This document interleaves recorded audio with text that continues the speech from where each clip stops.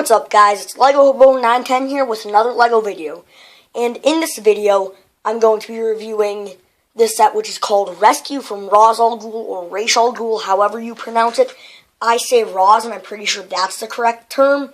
I've seen lots of videos on how it's supposed to be pronounced, many with different answers contradicting each other, so I'm just going to stick with Roz. So first up, the smallest thing here is the Lazarus pit. And this is what Ghul uses when he's getting old or when he's died to bring him back to life. And basically he goes in there and soaks in it for a while, and then he'll be rejuvenated young again. And this here is meant to launch him out, and as you can see there's some of the green liquid on there. And this is a nice build. Lots of transparent green there. Just very overall decent build. Except for this, the feature here, it really doesn't work. You're supposed to set him on it and then he can get launched out, but as you can see, we set him on there and then he falls off before we can launch him out. It just doesn't work. You can kind of, if you do it quick enough, get him flopped over, but what you have to do if you want to get a good proper launch is hold that really steady and then try to launch him, but even then, that doesn't work very consistently, as you can see. And that's a shame, since this is really important to Ghul's character, and they spent so little time on it as the set as well. It should be, really big. So next we have the Bat Buggy here, which is like a desert dune buggy or something. And this is a meh build. It's not amazing, but it's not great. Though I do kind of like these thrusters on the back. And then there's clips to hold his various weapons here. Has these slopes on the back. But then at the front here, it's kind of weird and chunky there. They put a bunch of slopes in it to hopefully smooth it out, but it's still kind of chunky. And then it has two stud shooters on the front here. Basically, you push down on the top, shoots a stud. And it comes with two extra studs to refill them. And these aren't secured in here very well. They can pop off very easily. And then to get Batman in and out, you have this roll bar, but it's like two separate pieces. I think they should have connected it somehow at the top. Or with some robot arms or something, connected it across the top so that way it comes up as one piece. Now, if we take Batman out of here, you can see the cockpit. It's rather small and it barely fits his cape. His cape kind of gets crunkled up in there. And then it just has a simple steering wheel. So now we've got Ghul's lair here. And I'm going to start at the entrance here and move over. Over here is a rack to hold Roz and Talia's weapons, and this brings us on to the first feature. You probably don't see it, and normally that'd be great because that means it's well hidden, but in this case, not really. Basically what it is this column here pops off. As you can see, it's held on by just a few studs.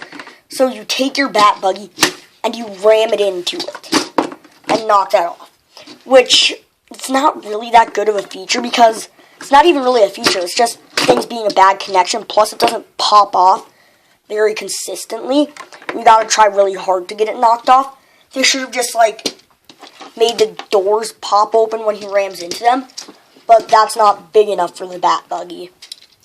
And so now moving on to the build, we have these fire pieces at the top, which is just a fire into a stud with a hole on the top, and these are just two big door pieces with the golden handles. And over here is a funny sticker. It's the instructions for the Lazarus pit in case Ghul forgets how to use it. Old, jumps into the pit, comes out really young. And then there's also those eyes at the bottom. And this little Easter egg there, B plus T and a heart, confirming that the Robin in this set is Damian Wayne, Batman and Talia's son. And so now moving over, we have this jail cell here. I'm just going to move that out of the way. And you can see Robin in there. And if we look back here, there's a little lever there. But I'm going to push that in just a second. First thing I'm going to mention, as you can see the back here, it isn't very well decorated. And it doesn't look very nice. Under the stairs is probably the area that looks the nicest. And that looks pretty bad. Here looks really bad. And then there's just that window there. But if I push this lever, the door pops off. And also there's a scorpion there. And then you can rescue Robin or whoever you have in there. The only bad thing is, as you can see in there, there's no studs to set him on. So he just kind of sits in there. And then we have this spiral stair piece, which you might have seen before. Basically, it's a pole, and then you put all of these on it. You just slide them on. and then turn them around like this and then secure them. Over here we have a little picture of a demon's head or something, which is a bit of an Easter egg that I haven't seen many people mention, because Ras Al Ghul, it actually means head of the demon in Arabic. So that's kind of like Ras Al Ghul's name right there. So I think that's pretty cool. Then up here there's this gem and just kind of this flat area where they can stand, and that's pretty much it.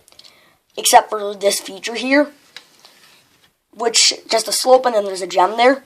And basically what this does is if you push down on this, it swings the axe up. Though I'm going at it from kind of an awkward angle, so it hit my hand there. Normally it wouldn't, because normally you would be going at it from the side. Basically you just hit this and it uses kind of a catapult mechanism to launch it down. And you can like set up Robin on the stairs here, and then he gets chopped. Now the first minifig, which is a first in LEGO, Ras Al Ghul. As you can see, from what you can see right now, pretty good minifig. He has belt detailing there and a few wrinkle details, which you might not be able to see very well on camera right now. Then up here he has a little bit of his coat open. You can see his abs there. And then he has some gold detailing and a bit of a necklace. And his face here has the green eyes from after getting in the Lazarus pit, and then his little facial hair, and he looks mad and his eyebrows are raised. He has this golden sword. And now I'm going to take off the cape and turn around the head so you can see some of the detailing better. So now here is the rest. Here's the back printing. There's very little, but you wouldn't expect it because there's this cape piece and then this piece covering everything back there. And as you can see, just a bit of gold detailing carrying around from the front, some wrinkles in the belt. And on this face, you can see that it's old now because he hasn't been in the Lazarus pit. And the hair's white and gray. It was black before, and the eyes aren't all green and glowing. Though you can see a bit of it over there. And I really like the hairpiece they used. It's either the same or very similar to the one they used for Doctor Strange. I think it's the same. And it has this little bit of gray detailing on the side as well as the black. And this is like a common haircut piece used for the Joker. And I think adding that little bit of gray in there is good for when you want him to be old, but having it be black for when you want him to be all young again. Another first for LEGO, Talia Al Ghul, Ras Al Ghul's daughter. She has this elven sword spear thing that we've seen in Hobbit and Lord of the Rings sets. And as you can see, she just has some detailing, a belt, gray zipper, sweatshirt thing. And if we turn around to the back, I'm going to take her hair off, which is just simple black hairpiece. And you can see her back printing there. You can see like the shoulder blades, a line going down the back, and the carrying on the belt. Here she looks smug and she's like smirking. Over here she's angry. Another first for LEGO, as of what I know, this is Damian Wayne Robin. It doesn't specifically say that, but the design hints at it and the sticker that I mentioned before.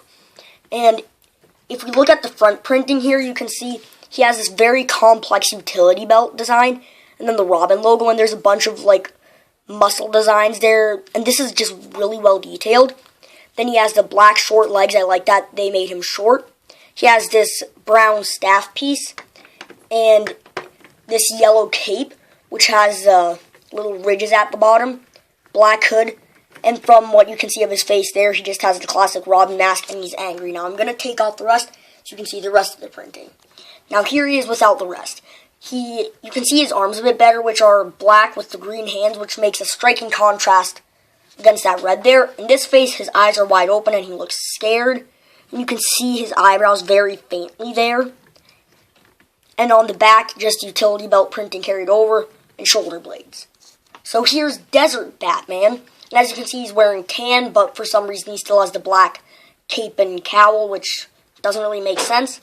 He comes with a batarang and a silver sword to fight Ras Al Ghul. I really like the fact that they gave him a sword as well. And he has the classic Batman face. Right now he's just frowning. And this front printing is very, very detailed again. You can see all that armor plating and muscle detail on the tan.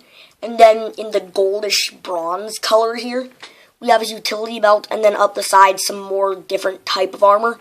And then the Batman logo's in like a goldish bronze color as well. There's just lots of lines and it looks great. Here's the back and the other face. As you can see, the same amount of detailing, except here there's a bit more of that metallic bronze color, and you can see some silver color. Over here you can see some, but not as much.